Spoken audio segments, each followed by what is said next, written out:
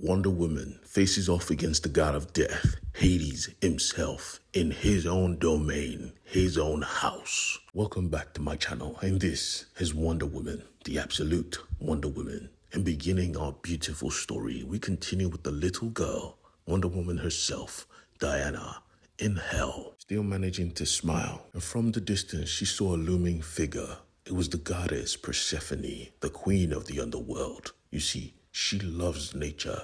That's all she's about. And she was caring for a young tree and wanted to introduce this young tree to Diana. They had a lot of things in common. They are little right now, but eventually, given time, they will grow up to be mighty, just like Diana. She has to continuously do this because in hell, nature isn't allowed to grow. So the second she leaves, the tree dies, and she cannot handle that. So she always does this as often as she can. For now, enough of this sadness. Take me to your home. And back to the arena, we see grown-up Diana fighting a chimera for the very soul of her beloved mother. And Hades was very entertained. He was even flexing for his wife. Do you think we should take away magic? I mean, that would make things better, knowing full well Diana's hand is built with magic. She said, nah, leave it, because if you do that, she'll be forced to kill your monster one-handed, and that will be shameful for you. We see another brief flashback with Circe praying to the goddess of magic, praying to Hecate, because she needed a way to save her daughter. This is fucking hell. My child, my daughter cannot grow in hell. I need your help. I need your attention. And Hecate gave it. Speak quickly. I do not have the time.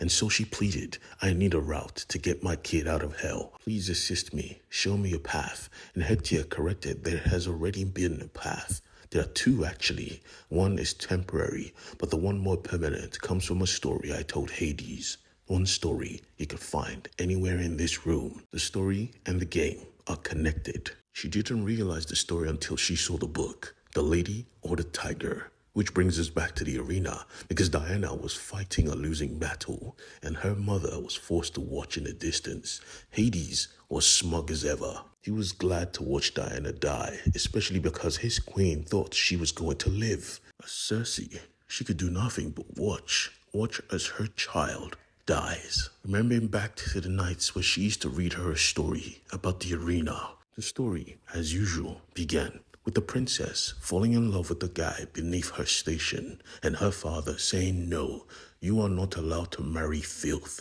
sending this boy to the arena, saying the gods will decide his fate. This arena, however, was unique. He was forced to pick two pathways. One will have his ex-girlfriend, literally the girl he used to be in love with before he met the princess. So basically, another option, another path at life, another partner. The other gate, however, held a tiger who has been starved and hungry. This was certain death. Diana, being joyful as ever, said, this choice is clear. I'll pick the tiger. I'm friends with the tiger.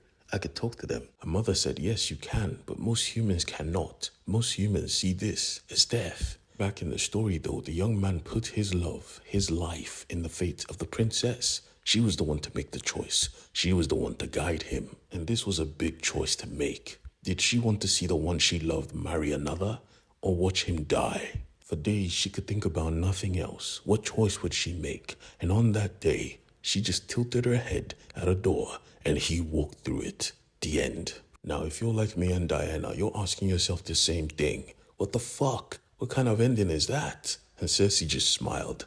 Don't worry, you'll figure it out. Diana, clearly frustrated, said, nah, I'm done with that book. Fuck it. Back in the arena, though, she was saying fuck you to the chimera, to the gods. She was not going to die here. Not even close. Hades, on the other hand, just wanted to see limbs flying. That was his own joy.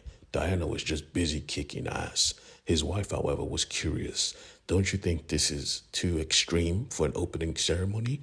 Because there was also another event. That main event was always tied to the events of the past. Every single opportunity Circe got, she was reciting that same story, that same crappy ending, and Diana was always getting pissed off because she did not understand the choice. The princess should be better.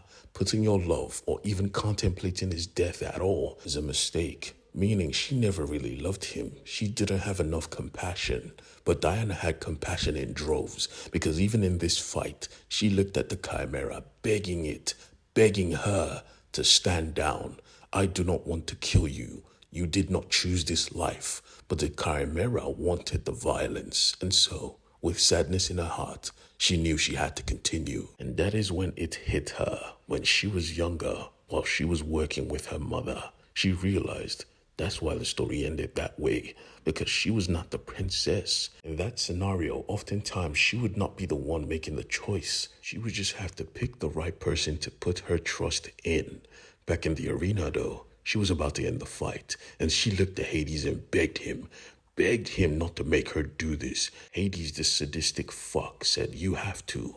Only one of you could come out alive. And she looked at him with defiance in her eyes and said, you are clearly not the god I should be admiring.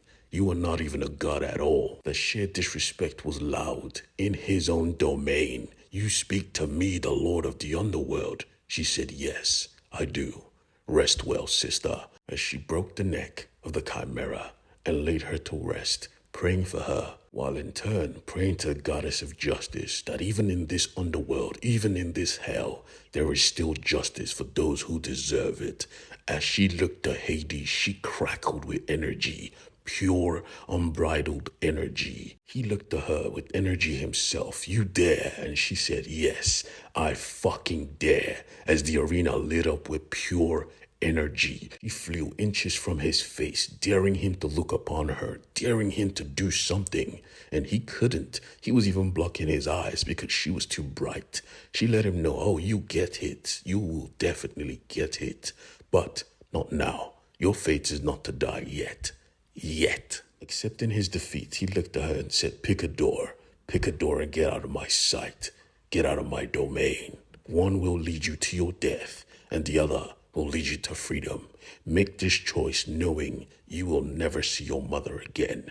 Make this choice now, knowing that the second you're gone, her land will become barren as it once was. And even then, her mother still made the choice, tilting her head to the path she wanted her to follow. And Diana went to it, showing that it was pure freedom. At that moment, she just came back. And Hades was offended. What is this? You were told to not return. She said, yeah, but apparently it seems I've eaten a pomegranate seed given to me by your beloved wife. And Hades looked at his wife like, what the fuck did you do, Persephone? She said, me? I've done nothing but given her one of your treasured seeds. Now she must come back once every year. Except you want to break your own rules. Then surely you know I will leave you the second you do. He said, fuck. He looked Diana dead in her eye and said, you made a powerful enemy today. One who knows how to hold a grudge. She didn't even bat an eye and said, you did too. As he disappeared, leaving behind his wife, who Diana thanked. And she said, I'll pay you back for sure, my goddess.